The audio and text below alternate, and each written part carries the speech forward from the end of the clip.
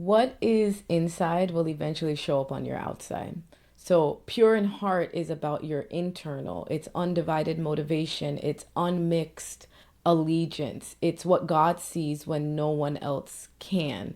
But the heart doesn't stay hidden forever. It actually produces, it expresses itself through your decisions, through your patterns, through what your hands actually do when belief kind of meets your real life.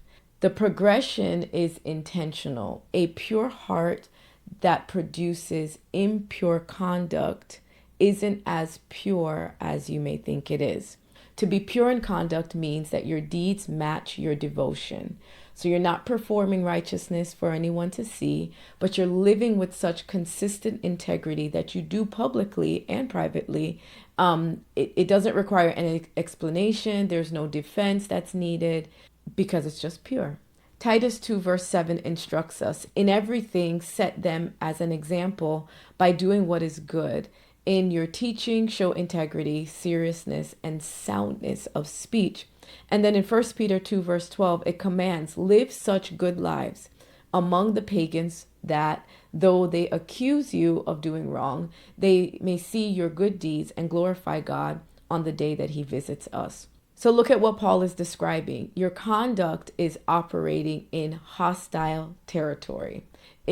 Your conduct has to operate among people who may accuse you, people who are watching you to just scrutinize everything you do, looking for little moments of inconsistency, people who would become evidence that your faith is performance. And Peter's response to that hostility isn't defend yourself or stay ready, right? Or stand on business. No, it's live well, live a good life. Let your deeds be the argument. Let your conduct be the evidence that either confirms or contradicts what you're being accused of. That is a high standard because it means that your behavior has to hold up under the scrutiny that you didn't invite and observation that you can't control and people and their agenda and their thoughts that you have nothing to do with. Paul tells Titus to be an example in everything, not just in those great moments in ministry or public settings. He says everything. The word in Greek means to be a pattern, a model, something that others can trace their own behavior from. Your conduct then should actually become the template. And it shouldn't be a pressure to be perfect. It is a recognition that people are already watching you. The only question is whether what they're seeing is worth following. Impure conduct looks like behavior that shifts depending on who's around. So maybe you're generous when generosity is visible, but you're tight-fisted, when it's not. Or you're patient with people who can evaluate you, and you're very short with people who can't. Or if you maintain a standard when you have to become accountable, but then you lower it when you are in private. That kind of inconsistency is more than just hypocrisy.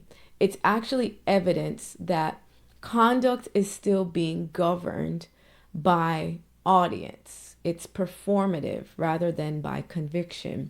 Pure conduct doesn't have an audience problem because it doesn't depend on an audience to exist. It's the same when you have a meeting at work. It's the same in the car with your kids. It's the same with people who can do something for you or promote you. It's the same with people who can't do anything for you. It's the same when someone's watching and when no one is watching you. Peter says that they will see your good deeds and they will glorify your God.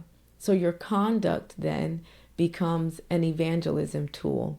So it's not only your words that you say about God, it's your deeds.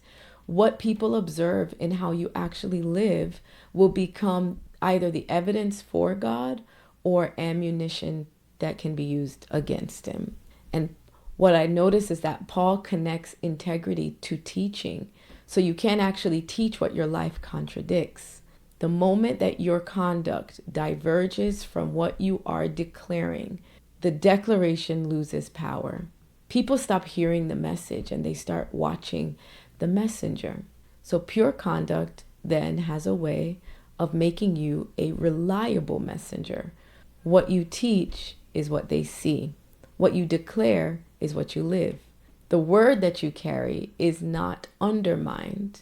by the life that is carrying it. So if you were to take a moment and just think about where your conduct has been audience dependent, where you've been one version of yourself when you're under like a microscope and another version when you don't have to be so accountable, and take a look, because that gap between who you are when you're being watched and who you are when you're not, that's exactly where impure conduct likes to operate. Peter says, live such good lives.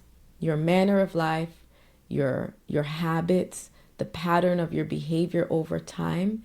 Purity of conduct isn't a single impressive moment. It is a consistent pattern that holds regardless of the circumstance. And that consistency in you will become undeniable.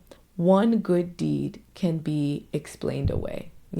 It was just a day. Oh, she was just in a good mood. Oh, he had just gotten a raise at work. Or, a consistent pattern of integrity cannot be hidden. Be pure in your conduct. Father, we approach your throne today, and we thank you for mercy, and we thank you for grace. It is our desire to make the choice to be pure in our conduct, in every space, not just the ones where we have to be accountable.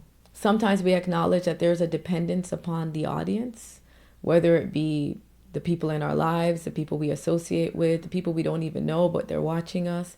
Sometimes we rely on that, and we will govern our behavior according to what people are seeing. But today we want the light to be turned inward, and we want our conduct to reflect that of purity, godliness, righteousness, holiness, a life that is pleasing to you, God. Holy Spirit, we're asking that you will help us to make our deeds as pure as you're making our hearts. And ultimately, Father, we want the lives that we live to point people back to you, to your majesty, to your splendor, to your power. We don't want our lives to give people a reason to question you. So be glorified in our conduct today. In Jesus' name, amen.